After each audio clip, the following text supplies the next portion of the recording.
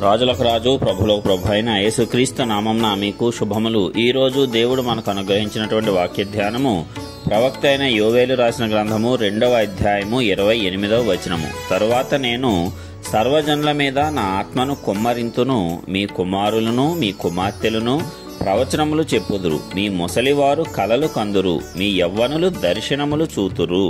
ప్రియులారా, ఈ వాక్య ధ్యానాన్ని మనం గమనించినట్లయితే ప్రవక్త ద్వారా అంత్యకాల దినములలో జరగబోయేటువంటి సంగతులను దేవుడు మనకు ముందుగానే సెలవిచ్చాడు.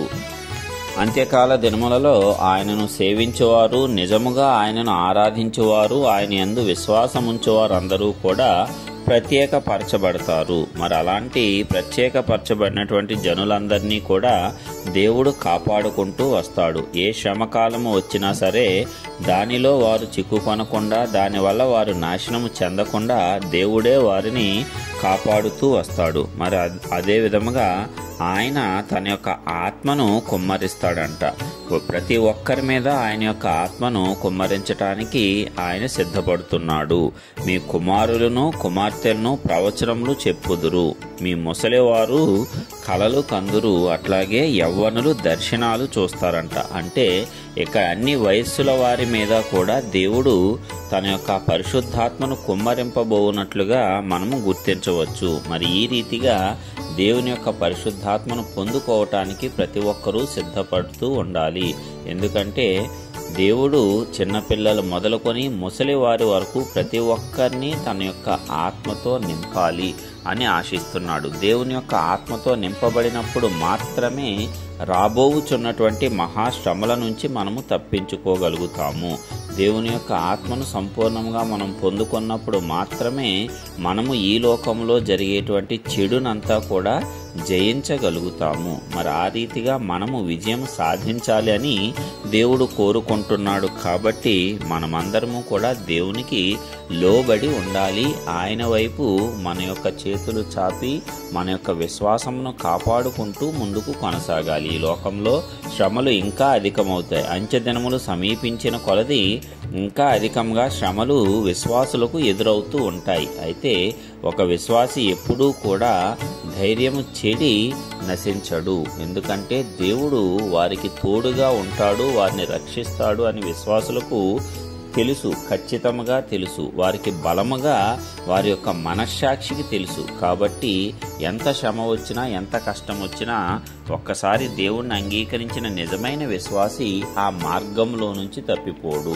అయితే కొంతమంది ఉంటారు, వారు ఈ లోకంలో శ్రమలకు తాళలేక, తట్టుకోలేక, ఇబ్బందులు ఇక భరించలేక దేవుని నుంచి విడిచిపెట్టి దూరంగా వెళ్ళిపోతారు. దేవుని మార్గం నుంచి తొలగిపోతారు. బ్రతికుంటే చాలులే, ఈ లోకంతో ఉన్నా సరే పర్వాలేదు, తర్వాత స్వర్గము నరకము చూసుకుందాము, ప్రస్తుతం బ్రతికి ఉంటే చాలు అన్న రీతిగా అనేక మంది దేవుని యొక్క మార్గం నుంచి తొలగిపోవటం కూడా ఈ అంత్యకాలంలో అధికమవుతుంది. అప్పటి వరకు విశ్వాసంగా ఉండి దేవుణ్ణి ఆరాధించి దేవుని కార్యాలలో పాలు పంచుకున్న వారు కూడా తప్పనిసరిగా అపవాది యొక్క ప్రలోభాల వల్ల దేవుని యొక్క మార్గాన్ని విడిచిపెట్టి ఆయనకు దూరంగా వెళ్ళిపోతారు. ఎందుకంటే దేవుని యొక్క లేఖనము వాక్యము నిరర్ధకము కానేరదు కదా.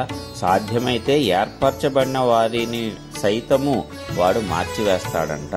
మరి అపవాది అంత క్రోధముగాను శక్తితోనూ ఈ లోకంలో అంత్యకాలంలో సంచరింపబోతున్నాడు. అయితే అపవాది యొక్క అంతటి క్రోధమును శోధనను మనము తట్టుకొని నిలవబడి విజయము సాధించాలి అంటే దేవుని యొక్క ఆత్మశక్తి మనకు ఎంతో అవసరము. కాబట్టి మనందరి మీద దేవుడు ఆత్మను కుమ్మరింపడానికి సిద్ధముగా ఉన్నాడు.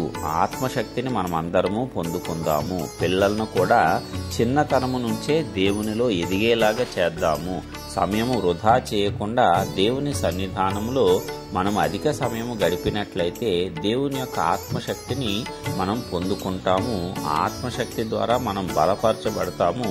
ఈ అంత్యకాల దినములలో జరగబోయే ప్రతి సంభవాన్ని మనము తట్టుకొని నిలవబడగలుగుతాము.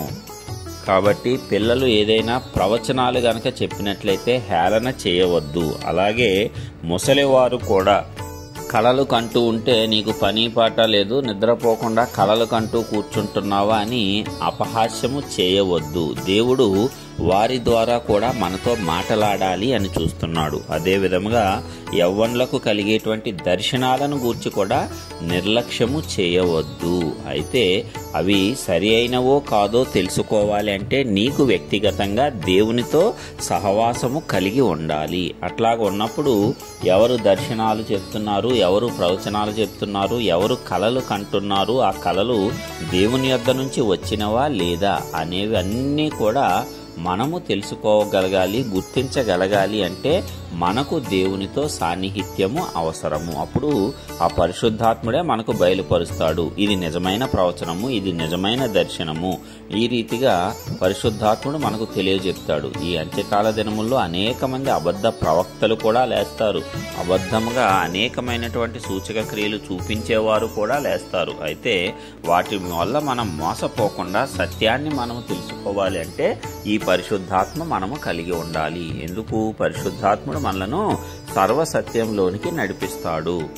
పరిశుద్ధాత్ముడే జరగబో సంభవాలను తెలియజేస్తాడు. అలాగే ఎవరైతే ప్రవచనాలు చెప్తున్నారో ఆ ప్రవచనం సరైందో కాదో పరిశుద్ధాత్ముడే మనకు తెలుపుతాడు. అలాగే ఎవరు కలలు కంటున్నారో ఆ కలలు దేవుని సంబంధమైనవా కాదా అని పరిశుద్ధాత్ముడే తెలియజేస్తాడు. అలాగే దర్శనాలు కూడా అవి సాతాను నుంచి వచ్చినవా దేవుని నుంచి వచ్చినవా అనేది కూడా ఆ యొక్క పరిశుద్ధాత్ముడే మనకు తెలియజేస్తాడు. కాబట్టి ఆ పరిశుద్ధాత్మను పొందుకోవటము, పరిశుద్ధాత్మ కుమ్మరింపులో అధికంగా ఎదగటము అనేది చాలా ప్రాముఖ్యము. మరి దేవుడే కొలత లేకుండా మనందరి మీద తన యొక్క ఆత్మను కుమ్మరింపజేస్తాను అని వాక్యం ద్వారా సెలవిచ్చాడు. మరి ఈ పరిశుద్ధాత్మను మనమందరము కూడా ఎడతెగక పొందుకొనుచు మరి దేవుని యొక్క కార్యాలను, రాబోవుచున్నటువంటి యుగాంతం యొక్క కార్యములను స్పష్టముగా తెలుసుకొని జ్ఞానముతో జీవించి వాటన్నిటిని ఎదుర్కొని విజయము సాధించటానికి